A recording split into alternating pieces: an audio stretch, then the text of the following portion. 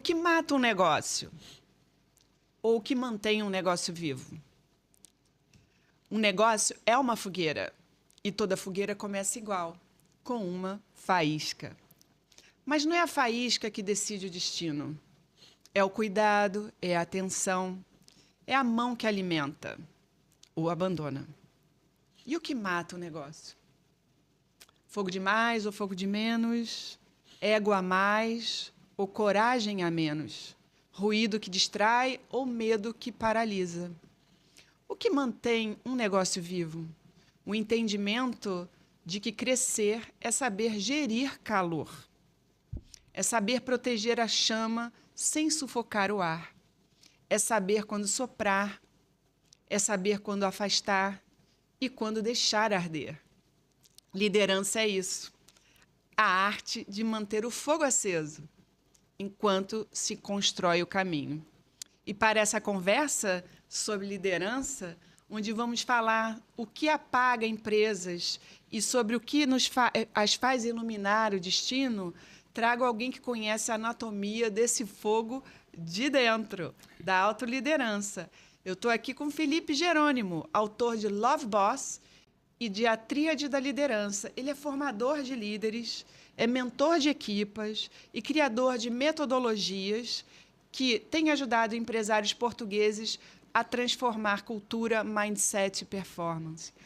Um profissional que passou por fábricas familiares, por grandes desafios de gestão, por décadas de liderança na prática e que hoje ensina aquilo que muitos líderes esquecem, o que antes da estratégia vem o ser humano. E antes do resultado, vem a chama. Bem-vindo, Felipe. Obrigado, Flávia, pelo convite.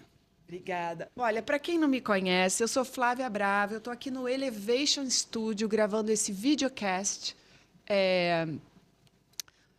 E eu tenho, ao longo de quase 3 décadas de experiência, tenho acompanhado líderes, equipes e empreendedores que tentam manter o fogo aceso. Trabalho com transformação. E de pessoas a empresas, a ideias que insistem em nascer. Eu aprendi na prática que nenhum negócio nasce apenas com método. Nenhum negócio sobrevive apenas com um talento.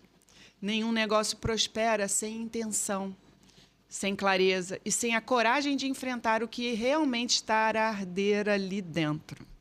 O empreender é, para mim, um guardião de chamas. Cuida do que cria, cuida do que acredita e, muitas vezes, cuida de todos antes de cuidar de si. Isso é o empreendedor. Nesse videocast, aqui do Elevation Studio, nós nascemos para isso, para abrir conversas que iluminam a mente de empreendedores ou de quem quer empreender, para revelar processos que desmontam ilusões, mas que devolvem às pessoas o poder de construir o próprio caminho. Aqui falamos de verdade, falamos de impacto, falamos do que sustenta e do que derruba um negócio.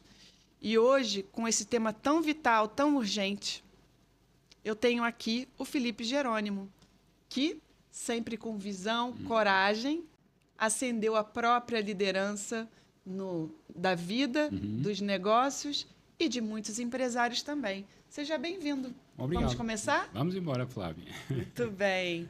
Olha, a gente fala muito de liderança como se fosse algo para quem tem grandes empresas ou para quem gere grandes equipas. E, na verdade, eu acho que a liderança vem antes disso, não é, Felipe? Sim, eu acho que a liderança, eu acho que temos primeiro a olhar a chamada autoliderança, não é? E dentro da autoliderança ainda existe a autoconsciência dentro da liderança. Eu acho que, em primeira instância, nós temos que nos liderar a nós próprios, para depois podermos liderar pessoas. Eu acho que não conseguimos liderar pessoas sem nos conhecermos. E, portanto, esta autoconsciência é onde nasce a verdadeira liderança, eu acho que é por aí. Portanto, se nós estivermos disponíveis para nos observarmos, com certeza vamos conseguir, de alguma forma, crescer e evoluir. Muito bem. Agora, o que você acha que é essencial para que as pessoas assumam a autoliderança e desenvolvam a capacidade real de liderar, né, nos negócios? Eu acho que as pessoas têm que estar mais conscientes delas, que acho que é o que falta. Ou seja, nós entramos muito em piloto automático, fazemos mais do mesmo, seja, digamos, no nosso dia-a-dia estamos a resolver muitas vezes problemas do dia-a-dia, mas não pensamos como é que eu posso melhorar, o que é que me falta, eventualmente onde é que eu tenho que evoluir, onde é que a minha empresa tem que evoluir. Portanto, eu acho que esta autoliderança parte muito por uma observação interna em primeira instância. Porque muitas vezes nós não crescemos nas empresas porque há alguma coisa em nós que nos está a bloquear. O medo de avançar, ou acho que não conseguem evoluir, ou porque eventualmente não têm as skills para. Eu acho que primeiro temos que olhar para dentro. Eu acho que a essência da liderança é olharmos primeiro para dentro. É a autoconsciência de quem é que eu sou, o que é que eu quero. E como que as pessoas podem fazer isso? Existem ferramentas? Porque às vezes a gente sabe, acontece muito. Outro dia eu estava escutando um comentário num podcast que me chamou muita atenção. Porque as pessoas acham que sabem tudo porque leram, ou porque ouviram, ou porque assistiram alguma coisa. Mas o saber tem a ver com prática, de colocar em prática, né? Sim. Então, liderança é algo esse tema liderança é algo que já se fala há muito tempo, mas como que você acha, assim, essencialmente, o que é importante para despertar esse poder interior, essa chama de liderança? Eu acho que a liderança parte muito de nós sabermos com clareza o que queremos. Eu acho que muitas vezes nós não temos clareza do que queremos, quem somos e o que queremos efetivamente da vida. Certo. Porque quando nós sabemos isso, acabamos por ter mais noção do caminho a seguir. Eu acho que a liderança parte muito de qual é o caminho e o que é que nós temos que fazer para que esse caminho possa ser feito da melhor forma possível. Sim. Portanto, um líder, se não souber qual é o objetivo que quer, seja interno, seja externo, ele não consegue, de alguma forma, perceber o que é que ferramentas precisa, que pessoas precisa, Sim. que linguagem precisa para chegar a bom porto. É um bocadinho por aí. Então tem muito, assim, não adianta querer liderar se você não tem uma visão para onde você quer chegar, Exatamente. onde que eu estou, para onde que eu vou, Sim, sim. né? Quais são os recursos que eu tenho. Então tem a ver com planejamento também, com planeamento. Sim. Tem um bocadinho a ver até com a analogia. Ontem até estava a fazer uma palestra e pus como analogia o GPS, não é? Ou seja, nós para termos um objetivo no GPS temos que pôr, ok, eu preciso ir para aquele sítio, o GPS dá-nos a melhor rota, não é? Dá-nos uma rota o mais efetiva possível. E é um bocadinho isso, ou seja, se nós não tivermos consciência do que queremos, e principalmente do que somos, eu foco muito nisto do que somos. Claro. Nós não conseguimos, de alguma forma, chegar a um objetivo. Portanto, esta clareza do que somos e do que queremos é muito importante. E muitas vezes nós não fazemos isso. O líder, muitas vezes, nasce porque ele sabe fazer alguma coisa, não é? Ele é muito bom. É nato, né? É nato. Ele vê ali uma oportunidade de negócio, mas depois fica-se por aí. Esta é uma oportunidade de negócio, vou trabalhar sobre isto, mas depois não tenta desenvolver isso baseado naquilo que ele é. E muitas vezes a tal paixão pelo negócio às vezes perde-se porque pode estar a focar só no dinheiro. O negócio não pode ser focado no dinheiro, tem que ser focado naquilo que realmente é aquilo que é a paixão. O propósito, né? O porquê. Exatamente. Eu acho que parte por aí, porque senão, à mínima dificuldade, a pessoa tende a desistir com mais facilidade. Portanto, eu acho que a paixão tem que estar presente, não é? O propósito tem que estar presente. Portanto, a liderança também vive muito disso, da nossa capacidade de percebermos qual é o nosso tal porquê, como diz o Simon Sinek, qual é o nosso porquê, porque é que nós queremos aquilo, e depois a partir daí como é que nós vamos fazer aquilo, ou para chegar lá. Portanto, a liderança parte muito por aí também. O Simon Sinek, ele dá muitos insights no primeiro Pergunte o Porquê, com o Golden Circle. Exatamente. E as pessoas têm muita dificuldade, né, de entender o porquê. Na verdade, o que e o como, muitas vezes as pessoas atropelam. Já querem saber o que vão fazer e como vão fazer, sem ao menos entender o porquê que estão fazendo. Exatamente. E o porquê as pessoas vão querer. Estou falando de negócios aqui, de empreendedorismo. Sim. A gente tem que entender o porquê que um cliente compraria o meu produto ou contrataria o meu serviço, né? E as pessoas costumam pular essa etapa, né? Sim. Sem entender... se apega à paixão pela ideia e muitas vezes não tem compreensão exata daquele cliente que vai comprar. Sim.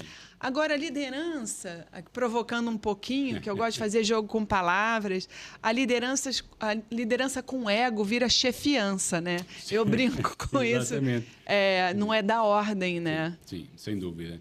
Eu acho que o ego é que bloqueia muitas vezes a capacidade de termos uma boa equipa e uma equipa que se sente pertença de algo, não é? Ou seja, quando o líder coloca o ego, passa a ser, como é que tu disseste? Chefiança. Quando passamos a ter essa postura postura de chefe, obviamente, mata a capacidade da equipa ser mais criativa, ser mais proativa, sentir-se pertença. E, portanto, a liderança também visa isso mesmo. O líder tem que pensar que a sua equipa é quase aqui uma extensão dele e vice-versa. E que tem que estar muito presente. Eu acho que a palavra proximidade é muito importante. Proximidade da sua equipa em tudo. Conhecer as pessoas, os valores que eles têm, o que é que eles precisam, o que é que eles valorizam, o que é que eles querem alcançar na vida também como pessoas individuais. Eu acho que o líder tem que ter esta capacidade de proximidade para conhecer bem a sua equipa. Porque conhecendo bem, de alguma forma também percebe como é que comunica melhor com eles, que narrativas eles recebem melhor. O que é que eles precisam e que medida o líder pode ajudar e contribuir nesse sentido. Eu acho que ser líder é um trabalho exaustivo até. Parece simples, mas é exaustivo se nós queremos ser bons líderes. Exatamente. Até porque, muitas vezes, o poder deslumbra, né? Você sente que você pode decidir o que você quer e as pessoas vão seguir. Mas não seguem por muito tempo, né? Exatamente. Me diz uma coisa, Felipe, na tua experiência... Vamos trazer para o empreendedorismo, que você já empreendeu, né? Sim. Depois eu quero saber dessa história sua. Mas quais são os 3 elementos ou 4 que você achar que é relevante para ser um empreendedor nesse aspecto de autoliderança, de liderar o mercado, de liderar os fornecedores, de liderar a equipa e até...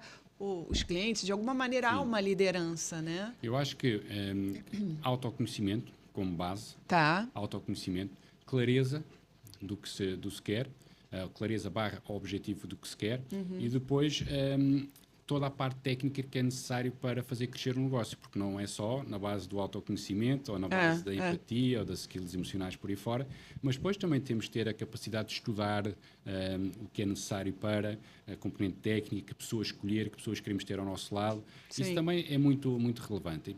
E muitas vezes também, principalmente nas PMEs, as pessoas não têm muito cuidado, por exemplo, a escolher quem é que querem ter com elas a trabalhar. E isso também é fundamental, escolher as pessoas certas dentro de um perfil comportamental que para eles que é importante ter naquele tipo de trabalho. Saber escolher as pessoas certas também é muito importante. E às vezes perdemos muito dinheiro e muitas oportunidades e muito tempo com pessoas que se calhar não são as indicadas para seguir o tal sonho, o tal paixão. Mas acho que principalmente eu acho que temos de ter autoconhecimento, temos a capacidade de nos automotivarmos, de nos conhecermos, de percebermos quais são os nossos valores, de percebermos onde é que nós estamos a falhar, porque é que estamos a falhar, o que é que está alicerçado, o que é que está por detrás disso, faz com que a gente não avance. Porque muitas vezes existem, efetivamente, empresários que depois têm medo, por exemplo, de dar um passo mais do que determinado, porque acham que não são capazes, que não conseguem. Então, se calhar está ali algum bloqueio interno que eles precisam de olhar. Portanto, eu acho que o autoconhecimento é fundamental. Você fala bastante em autoconhecimento, mas é muito difícil, né? Porque nós não somos educados para o autoconhecimento ou para entender nossas emoções, né? Nós somos educados para seguir padrões, regras e formas, fórmulas, né? O que você sugere para esse desenvolvimento do autoconhecimento? A primeira... Pode ser várias coisas, mas, por exemplo, uma meditação é importante, ou seja, se a pessoa aprender a meditar, mas depois as pessoas dizem assim, meditar, o que é isso, não é? Mas meditar, basicamente, é estarmos um bocadinho connosco, estar no silêncio, a escutar-nos um bocadinho. E, se calhar, também fazemos perguntas a nós próprios. Não é? Perguntas, quem é que eu sou? Eu lembro quando comecei, aos 42 anos, quando eu mudei a minha vida e comecei a trabalhar na área do desenvolvimento pessoal, vêm precisamente essas perguntas, mas quem é que eu sou? O que é que eu ando aqui a fazer? O que é que eu quero para a minha vida? Qual é o meu objetivo de vida? E eu acho que nós também temos que fazer esta capacidade de fazer perguntas a nós próprios para tomarmos mais consciência. Porque senão nós estamos simplesmente em piloto automático. Somos mais do mesmo. Basicamente repetimos padrões que para nós já são habituais. Portanto, nós não estamos a visualizar aquilo que é automático. Simplesmente acontece. Então, estas perguntas que nós fazemos a nós próprios dá-nos a possibilidade de nos conhecermos e evoluirmos de forma mais efetiva. Obviamente, às vezes precisamos de pedir ajuda, que é outro tema, não é? Porque às vezes a gente quer escutar e vem o silêncio, né? Vem a resposta e não vem, né? Não vem. Precisamos de ajuda, eu acho que às vezes precisamos e parece que ainda é tema, pedir ajuda, que é fraqueza. E não é fraqueza pedir ajuda. Até para mim é um ato de coragem. Quando nós pedimos ajuda, acho que é um ato de coragem. Portanto, o líder ou qualquer pessoa que queira crescer, pedir ajuda ao outro. Olha, eu não consigo, podes-me ajudar, sei lá, uma terapia, ainda psicólogos ou psicoterapeutas ou o que seja, ainda vem isso como uma coisa, ele é maluco, não é? Ou seja, isso é uma necessidade quase básica. Portanto, eu acho que, em primeira instância, se nós queremos sair daquilo que já conhecemos, porque aquilo que nós somos, já somos, não é? Agora, se nós queremos evoluir e conhecer algo mais do que aquilo que nós já somos, nós temos que nos disponibilizar para isso. E isso só num estado consciente é que nós conseguimos fazer isso. É quando nós conscientemente dizer, eu quero resolver isto, e depois trabalhar para que isso seja uma realidade. Como na liderança, como numa empresa, ou seja, se existe um problema, se existe, por exemplo, métodos, processos, eles já estão a decorrer. E eles tornam-se automáticos se forem repetidos muitas vezes. Não é? Sim, sim. Então, se são repetidos muitas vezes e se estão de forma automática, as pessoas não os veem, simplesmente fazem. Então, Exato. se nós os queremos alterar, mais uma vez temos que parar e pensar sobre eles para que possam ser alterados. Portanto, é engraçado percebermos que tudo parte, ou a melhoria, o avanço, o crescimento, parte de nós termos consciência do que é que está a acontecer. Às vezes nós não fazemos esta pergunta. O que é que está a acontecer Tem na minha tanto vida? barulho em volta. Exatamente. E a gente hoje consegue se ocupar tanto o tempo todo. Exatamente. Com essa necessidade de produtividade, de usar o tempo, rede social, tudo. A gente tem bombardeado por muitas coisas ao mesmo tempo e acaba não ouvindo essa voz interior, Eu costumo dizer, tira ao lixo da tua mente. Sim. Né? Tira ao lixo. Aquilo que é lixo, põe de lado. Aquilo que é supérfluo, põe de lado. Foca-te naquilo que realmente é essencial para o teu crescimento. Sim. Mas por isso, clareza, o que é que tu queres realmente? O que é que tu queres alcançar? Mas muitas vezes essa resposta não vem fácil, né? Me conta uma história. Você começou a empreender porque herdou, não foi? Exatamente. Foi subitamente. Subitamente o meu pai faleceu, não é? Subitamente não, estava doente, acabou por falecer. Certo. Tinha eu 18 para 19 anos. Uau! E, portanto, ele tinha acabado de comprar uma fábrica têxtil aqui em baixo. Não foi no norte, foi mesmo aqui em baixo, na Amadora. E basicamente eu tive que começar então, dado que não havia outra Ele tinha acabado de comprar uma fábrica. Tinha coisa talvez de um ano. Um ano? Uau! E fazia o quê? Têxtil, ou seja, basicamente nós tínhamos os tiares de... fazia o tecido mesmo. O tecido mesmo, as malhas. Ok. Depois tínhamos toda a cadeia de produção. Portanto, tínhamos a parte de modelagem, a parte de design, a parte de corte, confecção. Ok. E faziam roupas também. Exatamente. Ok. Roupas. Do tecido à roupa. Exatamente. Ok. Do tecido à roupa. Portanto, foi também interessante porque aí aprende-se muito, lá está, aprender na prática. E com 19 anos cair assim de repente numa e um negócio novo ainda. Sim, ainda. Provavelmente com muito investimento a pagar, uma série de coisas. Exatamente. Ou seja, herdou-se aí uma série de investimento a pagar. E, portanto, mas como que foi isso? Foi giro, porque basicamente às vezes a pergunta é, tu sais da escola e entras de repente, não é, num mundo corporativo com 40 pessoas. 40, uau! 40, quem são estas pessoas, como é que eu vou interagir com elas e depois observar a dinâmica de cada uma e como é que de alguma forma... Eu sempre miúdo tive esse cuidado de olhar para as pessoas e como é que eu posso interagir melhor com esta pessoa. Eu acho que não é inato, mas parece que já é. E é difícil muitas vezes nós conseguirmos, enquanto miúdos, perceber como é que nós podemos interagir com cada uma das pessoas de uma forma... E até para as pessoas te respeitarem, porque era um miúdo, né? Exatamente. Era um ainda miúdo. havia naquela altura, não é? Ainda havia muito aquele estigma de que, não, ele é miúdo, não sabe nada. E, portanto, lidou com preconceito também, né? Também. E, portanto, foi um trabalho gradual, mas teve que se fazer. Eu também estava muito fora, porque naquela altura não havia redes sociais, não é? Não havia nada. Nós simplesmente, muitas vezes, pagava na carrinha e saía pelo país fora à procura de vender, arranjar novos clientes, por aí fora. Portanto, também foi uma mudança abrupta de escola para uma vertente de trabalho efetivo. E o que é que te motivou a abraçar isso? Naquela altura, sabes, Flávia? Na tua idade você podia até dizer, não tenho condição, e passar para alguém. A motivação foi mesmo, porque na altura também tinha sido pai, portanto foi tudo muito depressa. Super novo já era pai. Uau! Também fui pai. Precoce em tudo. Exatamente, precoce em tudo. E basicamente tinha alimento, basicamente foi. Entendi. Aí realmente já tinha uma responsabilidade forte. Sim. E os meus irmãos também na altura também estavam a estudar, depois também começaram a trabalhar, mas basicamente foi numa vertente de necessidade de sustento, não é? E de alguma forma o legado do teu pai, alguma coisa de levar adiante? Sim, apesar dele, ele era diretor bancário e lembrou-se de comprar, não é? Reformou-se e lembrou-se de comprar a fábrica. Porque ele na altura tinha com o sócio, depois ele que ele comprou Sei. ao sócio e ficou só ele e mudou-se ali a forma de trabalhar. Mas obviamente não teve tempo depois de concretizar e fui eu fazer a vez dele. Mas nesta fase inicial, quando somos miúdos, é mesmo naquela vertente de eu tenho que sustentar Sim. a minha família. Depois vem a paixão, é engraçado. Depois vem a paixão. Alguns relacionamentos começam assim, Exatamente. né? Por necessidade ou por aproximação e vai. Sim. Você sabe, Felipe, eu já levantei 14 tipos de empreendedorismo. Eu falo muito do empreendedorismo por necessidade, mas tem esse também que às vezes cai no colo da gente por herança, né? Exatamente. E às vezes a gente não está preparado. Imagino que você não estivesse nessa idade, né? Mas é o empreendedorismo por herança, né? Porque é complicado. Sim. No caso, era um negócio muito jovem, então talvez fosse mais fácil, mais plástico, assim, para você dar o teu tom. Sim, Mas eu imagino ter o peso da responsabilidade de tocar um negócio com 18 anos, 19, sei lá, sim. 19 anos, 40 funcionários e fazer o negócio funcionar. E muitas horas passadas, não é?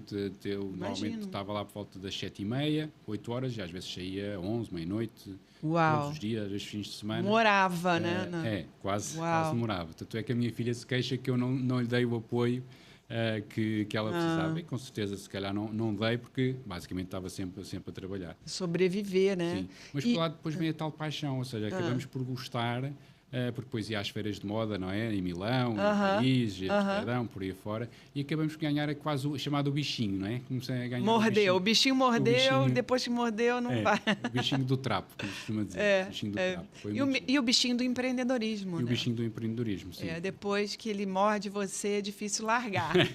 Sim, verdade. E foi por quanto tempo que você 15 ficou? anos. 15 Tivemos anos. a empresa 15 anos. Ok. Mas lá está, depois acabou por... Nós tínhamos um produto muito específico, que ao fim de 15 anos vieram as grandes multinacionais, Inditex, por aí fora, tudo que era... Digamos que a roupa começou a ser quase descartável. Sim. O fast fashion. Sim, foi. E nós, basicamente, tentámos mudar para algo que fosse intermédio, que pudesse coabitar com, mas decidimos antes fechar, ou seja, não estávamos a ter o rendimento que nós queríamos e decidimos, não, vamos fechar, dedicar-nos a outra coisa, basicamente. Eu escutei uma grande empresária portuguesa essa semana falando que empreender também é saber a hora de sair, né? Sim. É uma lição importante, dura. Fundamental, muito dura. Porque é duro, porque são 15 anos de vida, não é? De história. Sim. E de repente dizer, não, tem que se fechar porque não vale a pena estarmos a trabalhar mais disto, não está a dar dinheiro. Sim. Mas também é aprendizagem. Eu acho que também parte daí a tal autoconsciência, não é? A aprendizagem de que, se calhar, fechar é o mais indicado. Se calhar precisas de estudar mais, se calhar precisas de aprender mais antes de dedicares agora a outra coisa. E foi isso que eu também fiz. Ou seja, na altura, porque quando eu fui para a fábrica eu tinha acabado o 12º ano, portanto nem sequer tinha tirado a licenciatura. Uau! Só depois de fechar a fábrica disse, bom, agora se calhar tenho que estudar mais, porque se calhar houve erros que eu cometi que poderiam ter sido evitados se tivesse mais estudo, se tivesse tido mais cuidado, se tivesse tido mais atenção. Portanto, fui estudar para me munir de outras ferramentas que não só aquelas que nós aprendemos no dia a dia. O que você aprendeu? Por exemplo, quais são os riscos que mais silenciosamente matam um negócio? Eu acho que às vezes, eu costumo dizer, não ponhas a cabeça debaixo da areia à espera que a crise passe, não é? Tipo um empresário avestruz. Exatamente. Né? A cabeça, o corpão fica para fora. Exatamente. Então, eu acho que é isso, nós estarmos atentos aos sinais de alerta para atuarmos logo de forma mais rápida. Percebermos e também percebermos onde é que estão as novidades, o que é que eventualmente nós estamos a fazer, que se calhar já passou o tempo e nós temos que progredir e criar novas novidades para o mercado. Porque muitas vezes acontece isso, o empresário fica preso a um determinado padrão, um determinado, não é? Em marketing chama-se a vaca leiteira. A vaca leiteira. E ficamos aí tempo indeterminado e não pensamos, será que a vaca leiteira ainda se mantém ou é necessário que nós criamos um produto estrela para alterar aqui alguma coisa? É bom sempre inovar, né? Sim, sempre a inovar. inovação é crítica numa empresa.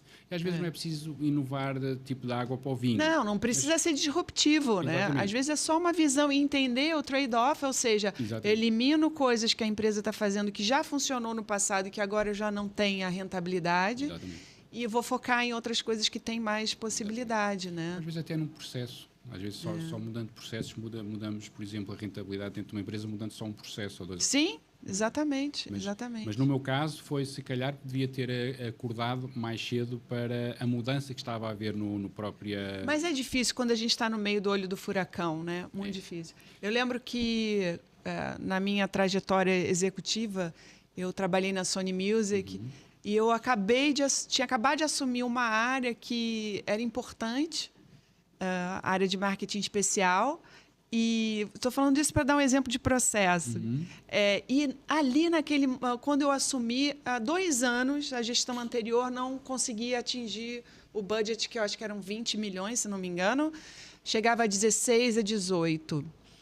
E eu peguei aquela área, eu conhecia profundamente a empresa, que eu comecei como estagiária, mas eu peguei aquela área e fui mexendo nos processos. E eu percebi que o volume era alto e o lucro era baixo, porque eram produtos de baixa rentabilidade. E o que eu fiz? Alterei alguns processos, alterei o foco, e no meu primeiro ano de gestão fomos a 32 milhões. Mas, claro que houve criatividade, era uma indústria criativa, né? Entretenimento, música, mas foi muito mais em mudar a visão, porque o gestor anterior estava mais preocupado em volume, e eu percebi que no longo prazo aquilo não dava resultado. Tirei totalmente o foco, fiz um trade-off, a gente deixou aquilo andar organicamente e focamos em produtos de altíssima rentabilidade, que tinha um risco um pouco maior, Sim. mas deu super certo, e batemos recorde, e foi só uma visão. E isso é inovação também, né? Exatamente. Aliás, isso é intraempreendedorismo, que é um podcast à parte, de ter essa visão de processo. Sim, porque muitas vezes eu digo nas empresas, às vezes quando estou dentro da consultadoria, que nós temos que avaliar quais são os gargalos que estão dentro da empresa. Sim. Porque o gargalo é onde afunila, onde basicamente baixa Claro. a capacidade de... E muitas vezes os empresários, os líderes não estão disponíveis para analisar esses gargalos. Sim. Mais uma vez estão em formatos automáticos. Sim. Ele simplesmente se processa, eles já sabem que ali reduz por alguma razão, mas conscientemente estão a dizer, vamos lá ver o que é que está a acontecer aqui. Sim. O que é que este gargalo acontece? Pode ser uma pessoa que não está devidamente treinada, Sim. pode ser uma máquina que esteja obsoleta, o que seja. Tem é que se perceber onde é que está o gargalo dentro das organizações, porque isso, pelo menos a nível do processo, a nível do fazer, Claro. desbloqueia imenso. E muitas vezes também não temos consciência de que existem gargalos nas organizações, em todas as áreas. E tem muito, tem tudo na nossa vida, em todos os lados, né? O gargalo, já tive clientes, uma específica na área de RH, e estava crescendo e descartando o cliente porque não conseguia mais crescer. Logo no diagnóstico com ela, deu para perceber, eu fui perceber o que ela gostava de fazer, o que dava mais rentabilidade. Fiz só uma matriz Sim. rápida. E ela eliminou uma área que era deficitária, que tomava um tempão dela. Ela, na verdade, terceirizou e depois contratou uma pessoa para cuidar de uma outra área que era estratégica, mas não era tão rentável, mas era estratégica, precisava ter para dar visibilidade, e começou a focar mais informações em coisas que ela tinha mais prazer em fazer aquilo e dava muito mais rentabilidade. E está super bem, quer dizer, mas no olho do furacão ali, ela não entendia por que ela não conseguia crescer, porque ela estava colocando energia numa coisa que era tipo uma bola de ferro, prendia ela. A lei de Pareto, conhece a lei de Pareto? Exato, não é? 80-20. Ela estava nos 80, para ter Exato. 20% de rentabilidade, quando é o contrário. A gente tem que se focar, e que foi o que tu fizeste com ela, ou ajudaste a focar nos 20%, o que é que realmente te dá dinheiro e deixa o resto... E foi tão rápido que ela é uma pessoa brilhante, tem uma cabeça ótima, e foi muito rápido. Ela tinha todos os Excels, tudo, mas estava ali e ela não via. Né? Às vezes precisa provocar essa visão, às vezes, é alguém de fora. Mais né? uma vez, Flávia, tal consciência de... Ou seja, quando nós tomamos consciência, e quando vimos de fora, que é o meu caso, quando faço a consultadoria, basicamente nós vimos com outros olhos. Sim. Né? E esses outros olhos nós não estamos, digamos, familiarizados, nem estamos impregnados com tudo o que já acontece na organização. Sim. Então acabamos por ver mais facilmente o que é que está a acontecer. Tem a ver com o que você falou sobre paixão, porque às vezes a paixão cega. Então a gente tem paixão pelo negócio, paixão por uma ideia e a gente não consegue enxergar que aquilo já foi. E às vezes até paixão por uma equipa. Exato. Mas já foi. Às vezes aquela equipa não funciona mais porque às vezes a equipe é boa quando você está começando um negócio. E depois... Mas quando o negócio está em fase de maturidade, essas pessoas se sentem aborrecidas, elas querem criar coisas novas, elas não funcionam mais naquele contexto. Ou já não estão adaptados. Adaptados, não evoluíram. Exatamente. Eu lembro que trabalhei com uma empresa de resíduos em que, por exemplo, o diretor de operações, que nasceu com eles, portanto, digamos, foi crescendo com eles ao longo do crescimento da empresa, mas depois chegou a uma altura em que a empresa era tão grande que ele simplesmente já não conseguia dar conta, ou seja, ele não estava a nível de, chama-se isso gestão da complexidade, ao nível de cognição da pessoa. O nível de cognição da pessoa era muito baixo face àquilo que a estrutura necessitava na altura. Mas os donos da empresa, basicamente, tinham aquele quase uma obrigação de o manter porque ele cresceu com eles. Entendi. Né? Mas estava a minar um bocadinho a organização porque simplesmente criava mais entropia do que propriamente ajudava... Puxa para trás, né? Exatamente. E aí cria um espaço para essa pessoa como um consultor ou como uma área nova que ele possa desenvolver o talento. Não precisa descartar essa pessoa, não. Mas acha um lugar novo dentro do contexto que a empresa está. E muitas vezes acontece também... de você achar que o problema está numa área e o problema está no mindset do líder, né? Exatamente. Você me lembrou agora de um exemplo que me aconteceu no Brasil. Era o dono de uma fábrica de salgados. Coxinha, quibe, pastéis, tudo. E ele reclamou para mim que todos os diretores de vendas que passaram por lá eram uma porcaria, que não serviam para nada, uns preguiçosos, que não vendiam. E a gente estava ali na pandemia nessa época. E eu falei para ele, o teu problema não é a tua equipe de vendas, o teu problema é que você não está se adaptando ao mercado. Você quer que eles continuem vendendo para lanchonetes que estão fechadas? Exatamente. Para pastelarias que estão fechadas? Como que faz? Por que você não está vendendo para supermercado congelado? Porque... Então, você tem que adaptar. Você tem toda a condição aqui de vender congelados. Você pode vender para o consumidor final. Exatamente. Coloca num site, faz um e-commerce direto, cria uma logística para isso, vende. Eu tenho certeza que qualquer vendedor vai conseguir vender, porque, nesse momento, as pessoas estão procurando... comida no supermercado, não estão indo a restaurante, a pastelaria. Mas ele estava tão cristalizado nessa ideia de que era o diretor que era ruim. É o tal automático, ou seja, X sempre deu, porque agora não dá. A pessoa não está disponível para ver quase E o produto ótimo, com oportunidade de mercado, mas agarrado no modelo que tinha que ser como era antes. Exatamente. Tem a ver, muitas vezes, eu digo isso, não te foques tanto no objetivo, isso tem que ser uma consequência daquilo que tu estás a fazer. Foca-te nos resultados que estás a ter, para perceberes onde é que tu estás a falhar. Para depois poderes criar um R2, um R1, um R2, como é que eu faço para mudar aqui? Explica isso para a gente. Porque, basicamente, nós focamos às vezes muito, e o líder foca-se muito, eu não estou, como exemplo que tu deste agora, eu não estou a vender, eu tenho que vender, eu não estou a vender aquilo que eu normalmente vendo, porque ele está focado no objetivo. Sim. E quando a gente está focado... Cristalizado, exatamente. Então a gente não está disponível, ou não estamos mentalmente disponíveis para ver o que é que está a acontecer agora no negócio, para analisar o negócio, para ver qual foi as variantes do contexto que mudou. Mudou, não é? As economias, os lanchonetes estavam fechados, portanto, as pessoas não estão disponíveis por isso, porque estão só focadas naquilo que eles faziam, que vendiam. Então, quando a gente se foca no que é que está a acontecer agora, nos factos, porque às vezes depois focamos nas desculpas o diretor é que era ruim, não é? E não é o diretor que é ruim, mudou. O problema está sempre nos outros, né? Exatamente. Então, existem muitas resistências para nós, muitas vezes, não passarmos para um próximo nível. Pode ser desculpas, pode ser crenças, não é? Que processos internos, pode ser zona de conforto, não é? A pessoa estar habituada. O que eu chamo de zona de desconforto. E a pessoa fica. Está desconfortável, mas eu já sei que é assim, eu fico. Por isso, quando nós trazemos, e tu fazes isso, eu também faço, quando vamos a uma empresa, quase que os obrigar a conscientemente olhar para algo. Não é? Porque senão aquilo está em formato automático. É perfeitamente normal, que eles estão lá todos os dias, aquilo deixa de ser visível conscientemente para eles, simplesmente fazem. Eles estão habituados. Se eu estou a vender, sempre vendi, porque é que agora deixei de vender?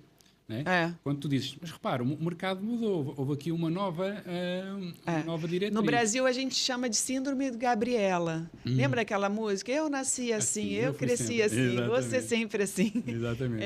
Tem muito líder assim. Liderança tem a ver com humildade também, não Também. tem? Eu acho que a humildade é muito, muito importante. Mas humildade, gente, humildade ser não tem nada, fraco. não é fraqueza, nem ser bonzinho. Nem ser permissivo. Exato. A humildade é você tentar descolar o seu ego das coisas e ter uma visão mais realista e perceber o valor de todas as pessoas envolvidas no processo. Estou errada? Não, é isso mesmo. É isso mesmo. E muitos líderes confundem isso, confundem humildade com ser bonzinho. Fraco ou ser bonzinho. Não tem nada a ver com isso. Humildade é precisamente nós disponibilizarmos para ouvir as pessoas. Eu acho que o todo, quando a gente ouve as pessoas, temos mais informação para poder decidir melhor. Sim. Porque nós temos uma visão da vida. Eu costumo dizer que nós temos aqui um mapa da vida, que é o nosso. Sim. Mas se nós tivermos, conseguimos coabitar e trazer para uma decisão o mapa dos outros, nós temos sempre mais informação mais rica para podermos decidir de uma forma mais certeira.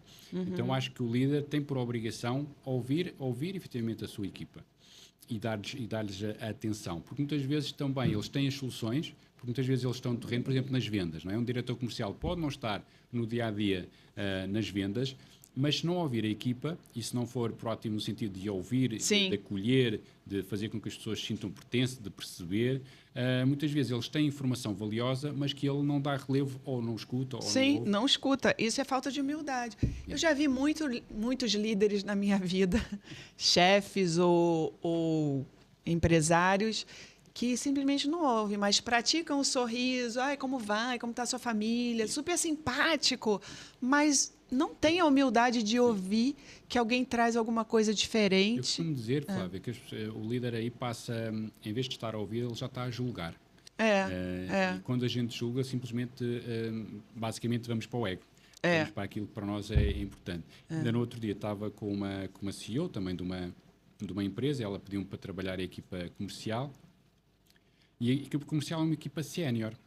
Okay. E eu, quando estive a trabalhar, era para ser o dia inteiro, mas basicamente eu só dei meio-dia. Porquê? Porque eu cheguei à conclusão que não tinha a ver com o saber técnico da parte comercial. Okay. Tinha mais a ver com o mindset, ou seja, no comportamento. O comportamento. E eu disse, olha, não faz sentido eu estar a dar um dia porque eles sabem as coisas. Sim. É mais interessante no terreno perceber o que é que lhes faz falta. Porque aí já são, o que eu lhes disse foi, são aqui pormenores que se calhar no terreno, com coaching no terreno, nós conseguimos ajudar a pessoa de uma forma mais efetiva. E então foi isso que eu lhe propus. Mas lá está, aquela situação de ele não deu a formação toda, ele devia ter dado, ou seja, focou-se na dor de eu não ter dado a formação toda, mas não se focou naquilo que eu lhe disse, que é, se calhar, se tu trabalhares a pessoa individualmente no seu local de trabalho, provavelmente vais ter maior rentabilidade, porque não tinha a ver com a componente técnica da vida, tinha a ver mais com o mindset, como é que eles estão a fazer na prática e se a gente pode contribuir e ajudar. Portanto, está, por exemplo, também um exemplo. É bem isso. Agora, eu queria falar um pouco do seu primeiro livro. Sim. Você já tem 2, né? Esse título é muito curioso. Love Boss, como é isso? É alguém assim que tem que amar, ser amável, ou amar o chefe? Fale mais para mim. Love Boss. É giro porque as pessoas fazem sempre essa Love Boss. Tá? Eu acho que, eu costumo dizer, quando o amor quando estiver presente, e o amor tem muitas formas, não é? Claro. Nós acabamos por levar sempre o amor para uma tendência mais amorosa. Sim, sim. Afetiva, né? Exatamente. Mas o amor pode estar presente e deve estar presente na nossa liderança. É que nós sermos verdadeiros, sermos genuínos com a nossa equipa, nós disponibilizarmos para ouvir, para contribuir e amar a nossa equipa, ou amar, neste caso, Love Boss é o líder ser amoroso com a sua equipa, é precisamente essa disponibilidade, essa humildade para conhecermos a fundo a nossa equipa. Porque quando nós conhecemos a fundo, nós temos a equipa connosco. Quando nós lhes damos apreço, nós temos a equipa connosco. Portanto, se nós queremos só resultados, queremos dizer, se queres só resultados e trabalhas com a tua equipa só numa vertente de resultados, estás só a trabalhar o racional. É importante, os resultados são importantes, como é óbvio. Claro. Agora, se tu não compensares com a parte emocional, com a parte de perceberes quem são, valorizares as pessoas, motivares as pessoas, dar-lhes de relevo, dar-lhes relevância, o que seja, tu vais ser só uma parte da pessoa, que é a parte racional. E muitas vezes, quando trabalhamos só isso, quando nós queremos mais das pessoas, a pessoa não dá, porque está cansada, está triste, está desmotivada. Então, E aí não é o líder, é o chefe. exatamente. Né? A gente volta para a chefiança. Por isso é que no livro eu tenho um caminho, faço Entendi. um caminho, que é primeiro trabalho a autoconsciência, mais uma vez, De novo, qual é a identidade, qual é a tua identidade enquanto pessoa, quais são as tuas crenças, os teus valores, os teus hábitos, o teu propósito. Trabalhamos isso. Depois, para a gestão emocional, que também é muito importante, nós sabemos gerir as nossas emoções e as emoções dos outros, porque também um líder, se coloca sempre uma energia muito negativa, sei lá, a raiva, discute, grita, não é? Tudo isso, ele pode trabalhar isso. Mas por isso, mais uma vez, tem que estar disponível para trabalhar isso. Só depois passamos para a parte externa, portanto, autoconsciência e autocontrole, ou gestão emocional, é interno. Como é que eu lido com isso?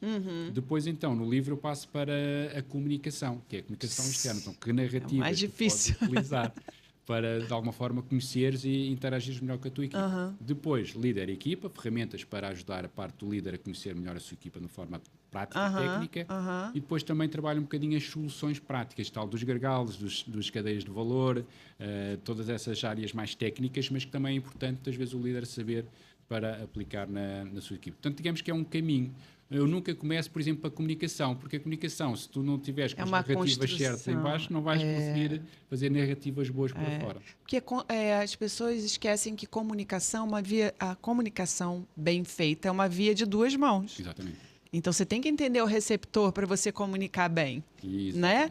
E as pessoas acham que comunicar é só falar. Não é nada disso. Agora, me chamou muita atenção o que você falou, o amar tem a ver com respeito, né? Das pessoas desmistificarem um pouco essa palavra amar, que a gente foi criado num mundo de príncipes e Disney, etc. E não tem nada a ver. É respeitar, é enxergar o outro, é ter empatia, né? Ser verdadeiro, ser... Mas o ser verdadeiro é meio perigoso, porque tem gente que acha que ser verdadeiro é falar o que vem na cabeça, né? Mas a gente tem... Ser verdadeiro, mas obviamente depois a narrativa que nós utilizamos é que pode ser uma narrativa mais positiva do que ser simplesmente abrupta de dizer as coisas, não é? Porque uma coisa é dizer, está bem, mas eu acho que aquilo que tu estás a fazer está errado, faz de outra maneira. Isto é uma forma. Está a ser verdadeiro, mas se calhar a forma como coloca a sua narrativa não é assim tão positiva. Sim. Agora, se nós dissermos assim, ok, boa, então o que é que levou a fazer dessa forma? Como é que tu achas que podes fazer de forma diferente? Se calhar, eu sugeria-te que pudesses fazer desta forma. Achas bem? Nós já Isso estamos é a trabalhar... totalmente diferente, né? Porque está co-criando alguma coisa, né? Ou a pessoa está sendo respeitada, ouvida, né? E que é o que todo ser humano quer, é ser valorizado, né? Respeitado. Todos nós, Flávia, todos nós procuramos amor de alguma forma. Sim. Agora depende da forma que nós, mas todos nós procuramos amor, seja em validação pessoal, seja em reconhecimento, seja em apreço, o que for. Mas o amor está sempre presente. Eu acho que tem que estar, até para as coisas ficarem leves, né? Porque é difícil, né? A gente está aqui trazendo para o empreender. A gente tem que ter muito amor pelo que a gente faz, amor pelos clientes, amor pelos fornecedores, amor por tudo que está envolvido no processo, né? Assim fica leve e você consegue conduzir. Sim. Por isso é que eu acho que lá está, se não tiveres paixão pelo que fazes, não consegues transportar esse amor contigo. Estás no racional. Se não tiveres paixão, estás no negócio pelo dinheiro. Estás no negócio por conseguires algo. Ok, tudo bem, também faz parte. Mas é o transacional, aquilo não tem a longevidade. Então, vou te provocar uma pergunta. Você fala muito de paixão, mas você falou de amor. Então, num processo normal, primeiro vem a paixão, depois vem o amor? E como é que você constrói isso nos negócios? Ou seja, lá está, a paixão é aquilo que... a paixão é, eu motivo-me por isto realmente é algo que eu gostava de pôr em prática. O amor é todo o processo que tu tens que construir para que isso seja uma realidade. Boa. Basicamente é essa... Então, amor é o processo...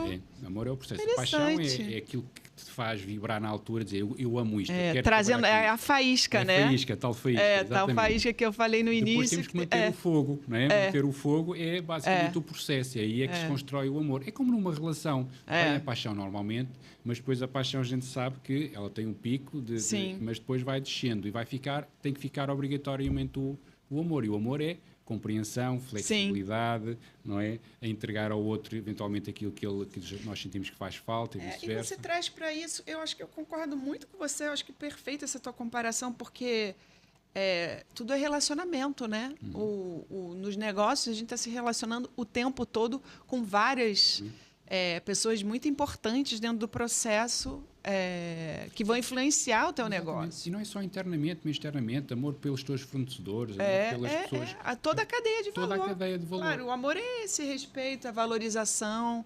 e fazer algo que seja valoroso para todos, né? Sim. Não sei se concordas comigo, mas basta, por exemplo, um e-mail. Um e-mail, se tu responderes, nem que seja, mesmo que não tenhas, responde. Não é? Sim, qualquer coisa num espaço curto de tempo. Sim. Senão, do outro lado, o que é que está a acontecer?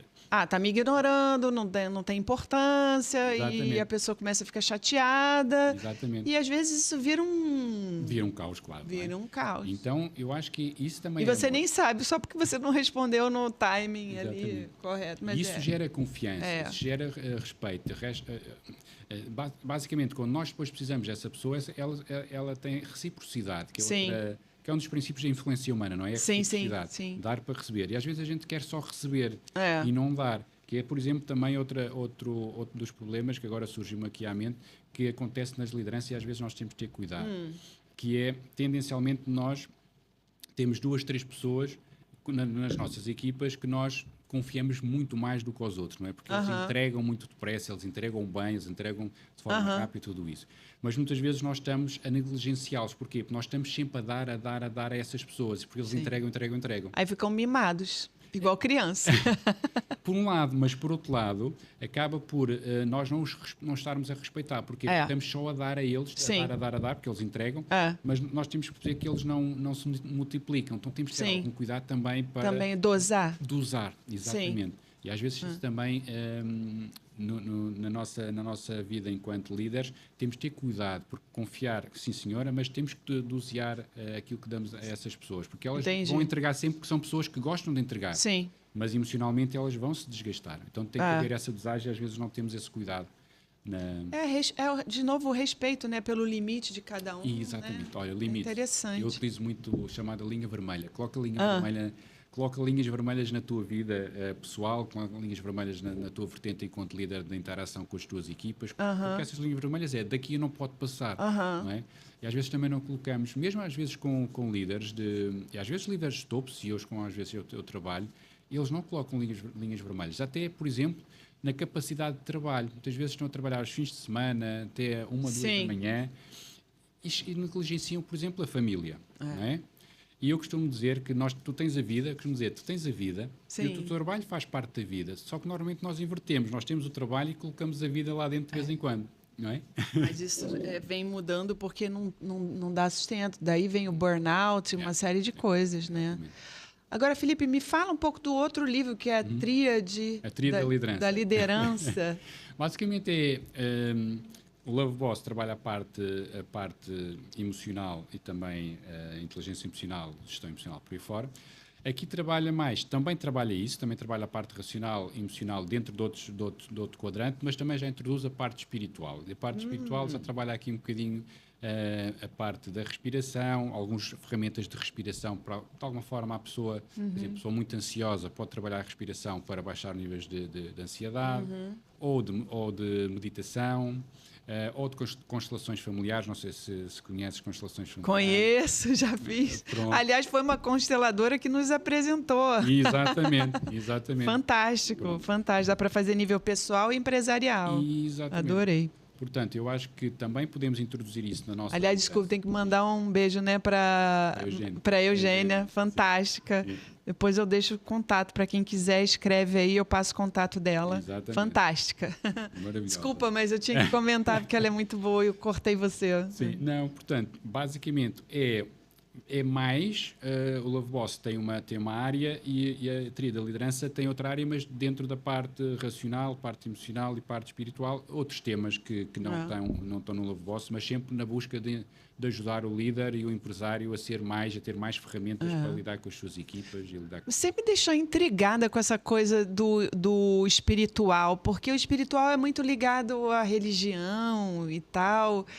Explica melhor para a gente isso. Eu achei muito interessante você trazer muito corajoso também trazer para ambiente empresarial e de negócio esse conceito de espiritualidade. Sim.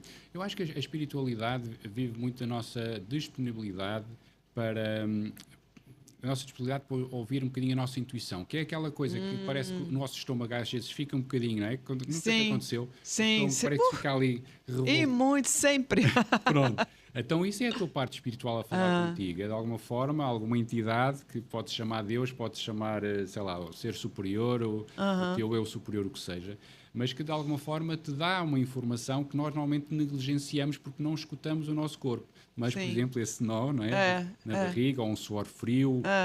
Muitas vezes aquilo que vem à mente face quando interagimos com alguém, esse que vem à mente é a parte intuitiva, é a parte espiritual que muitas vezes nós não ligamos, achamos que é da nossa cabeça. Né? E introduzimos a parte do ego, a parte racional, sem levar em consideração a parte espiritual. E as constelações familiares trabalham muito essa parte da constelação familiar. Nós temos um sistema, não é? Que as constelações familiares é um sistema familiar e que muitas vezes estão presos padrões que parece que passam de família em família, ou passam dentro da família, gerações, e parece que está sempre a acontecer a mesma coisa. E muitas vezes nós temos que parar, mais uma vez, parar e conscientemente dizer, se isto está a acontecer sempre, de onde é que isto vem? Parte espiritual, de onde é que isto vem? Se calhar vem de uma outra vida, mas isso ainda é visto como, não, isso é esquisito, isso não tem nada a ver. Tem muito preconceito com isso. Quando se fala de espiritualidade, ainda acha, não vem com coisa de religião para cima de mim. Sim. E é porque no português a palavra espiritualidade está muito relacionada à religião.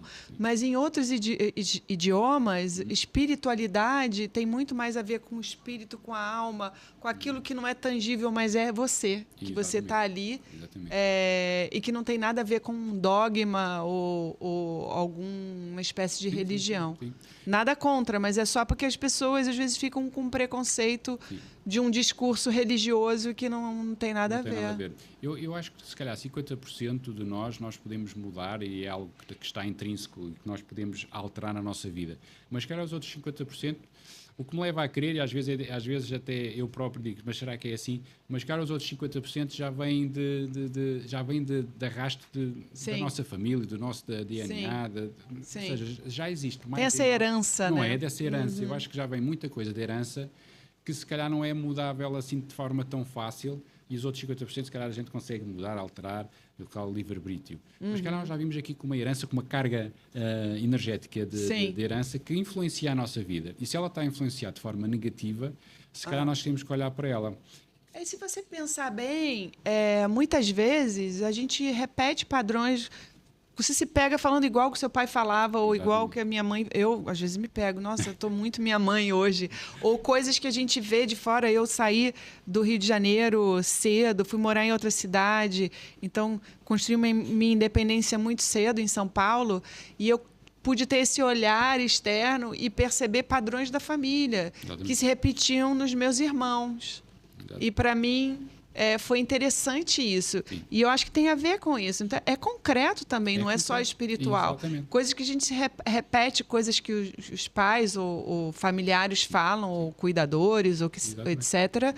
E aquilo não é nosso. A gente não parou para pensar naquilo. Né? Mas se não resolvemos, simplesmente aquilo vai continuar nas outras gerações. Né? E isso, a constelação familiar...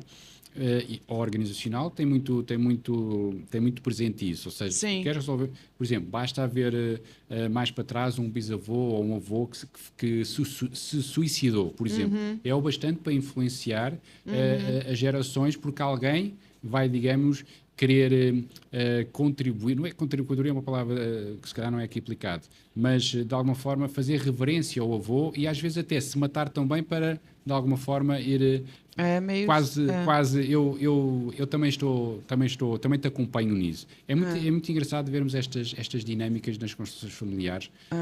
Não sou constelador, mas amo fazer constelações. E aí você trouxe um pouco disso para o seu livro, então? Sim, trouxe uma primeira introdução e trago também lá uma carta para as pessoas de alguma forma desbloquearem essa situação kármica. É uma carta, porque quando nós escrevemos, intencionamos, a parte da escrita, é muito engraçado porque isso pode fazer, e isso já me aconteceu com alguns clientes, eles basta terem feito cartas ao pai, por exemplo, ao pai, e simplesmente isso desbloquear a vida deles depois. Uau. Aconteceu isso com um coach, por exemplo, que posso partilhar aqui, que é giro, que basicamente ele tinha que falar com o board ele era diretor de uma área da Europa e às vezes tinha que ir falar com o board da empresa e ele, com um dia, ele tremia como varas verdes, ele não conseguia falar, ele transpirava, por aí fora. Basicamente, o que é que nós chegámos à conclusão? Que o CEO da empresa tinha uma postura muito idêntica ao do pai. E quando nós percebemos isso, fomos perceber, ok, como é que o teu pai funcionava? O meu pai, eu tinha 18 valores e ele dizia que era pouco. Tinha que ter mais que 18 valores. Estava sempre a castrá-lo, a dizer que ele tinha que ser mais, por aí fora. E basicamente o CEO comportava-se mais ou menos da mesma forma. Os resultados nunca eram... suficientes. E então, digamos que havia ali ele associou... 18 valores é a nota na escola? Sim, de 0 a 20. Né? Tá, para que os brasileiros que estejam assistindo, exato. 18 valores... Qual é a vossa lá? É que nós avaliamos de 0 a 10. Pronto, então era um 9. É um 9. 9 ou um 8, pronto. Um 8,5 não é suficiente, tem que ser 10. Não é suficiente, tem que ser 10. Tá, é só porque às vezes as pessoas não sabem. Então ele, digamos que tinha medo, como ele tinha medo do pai, digamos, começou a ter medo do CEO e não conseguia falar. Quando ele escreveu uma carta ao pai a dizer como é que ele se sentia, o que é que ele gostaria de ter, e depois no final eu digo assim, então entrega isso ao teu pai. Aquilo que não é teu e que é do teu pai, entrega-lhe. E isso é a tal parte espiritual, a parte de energia. E ele fez isso. E fez total diferença. Total diferença. E ele depois, quando acabámos o processo, ele foi e disse, Filipe, aliás, nem sequer acabámos o processo, ele disse, Filipe, eu não preciso mesmo de mais. Esta carta resolveu a minha situação. Eu estou a falar com o board perfeitamente tranquilo. Portanto, isso é espiritual. Ou seja, ele simplesmente trouxe para uma carta, uma situação com o pai, quando ele disse, eu não quero mais isto, simplesmente começou a atuar de outra forma. Uau. Olha, a gente está chegando ao fim, né? Eu estou adorando. Aqui, nós todos que estamos aqui no Elevation Studio. Eu queria te fazer uma provocação, ou que você provoque quem está ouvindo ou assistindo a gente, para despertar uma alma empreendedora. O que você sugere? Assim como final, não é? Para despertar uma alma empreendedora. Voltamos um bocadinho ao mesmo, mas eu acho que descobre a tua paixão. Descobre o que é que realmente te faz feliz. Aí usa o quê? Um Ikigai? Uma técnica Ikigai? Pode ser interessante. Tem outras ferramentas que você sugere? Eu acho que é difícil, muitas vezes, nós descobrimos isso, mas eu acho que está muito alinhado com os nossos talentos, aquilo que nós fazemos bem. Ou seja, desde a nossa infância, nós somos bons em alguma coisa. Sim. E, portanto, o nosso propósito ou a nossa paixão está muito ligada àquilo que nós naturalmente fazemos bem desde pequeninos. Se calhar é descobrir o que é que nós fazemos bem. E o que faz quando a pessoa é muito generalista? Faz tudo, dá todos os negócios? Há sempre alguma coisa, porque, por exemplo, eu lembro-me que desde miúdo eu era muito atento às pessoas, eu falava pouco, mas era muito atento. Mas de alguma forma, por exemplo, eu fui o delegado de turma e eu não queria ser delegado de turma, mas depois disseram, não, Filipe, mas... O delegado de turma, traduzindo aqui, é o representante da turma no Brasil. Exatamente, representante da turma. Mas depois, quando fui representante da turma, as próprias professoras disseram, mas tu tens mesmo jeito para isso. E era uma coisa natural a mim, de falar, de expor, de apresentar. Então, eu acho que nós temos, e nós sabemos, de alguma forma, às vezes até podemos precisar de alguma ajuda para descobrir o que é que nós fazemos bem. Sim. E a partir daí, o que é que, com aquilo que eu sei, que aquilo que é o meu talento, aquilo que eu faço naturalmente, aquilo que eu amo fazer de uma forma tranquila, pode ser aplicado na vida. Porque eu acho que depois temos de descobrir na vida qual é a dor que eventualmente existe no mercado, que nós, com a nossa paixão, podemos contribuir e ajudar. Eu acho que quando nós queremos contribuir genuinamente para colmatar uma situação que está em déficit no mercado, nós conseguimos progredir e avançar. Então é um bocadinho isso, descobre o teu talento. Então, ao descobrir o teu talento, percebe aquilo que tu fazes bem desde pequenino. O que é que tu gostavas, o que é que tu amavas, o que é que tu fazias de uma forma natural. Então já tem essa fagulha. Já tem essa fagulha. Do fogo. E aí é só alimentar, dar oxigênio, abanar e cuidar para que a coisa possa florescer, né? Exatamente. Muito bem. Adorei. Muito obrigada, Filipe. Eu vou colocar seu contato e o nome dos livros aqui na descrição desse episódio. Foi muito bom ter você aqui. E, por fim, eu queria dizer que mantenha a ideia viva, mas não se apaixone tanto por ela que você fique cego por essa chama. Entenda que essa chama é algo que depende de você cultivar, de você cuidar e saber dosar a energia. Então, empreender, liderar ou desenvolver um projeto ou um negócio tem muito a ver com administrar a sua paixão, o seu amor, o teu cuidado, com muita autoconsciência, né? Que o Felipe trouxe aqui para a gente, e com muita humildade, tirar o ego, que é uma armadilha, para conseguir entender quais são as arestas a serem cortadas, o que pode ser melhorado constantemente. E muito inspiradora essa conversa. Muito obrigada. Obrigada, Flávia. E nos vemos no próximo episódio.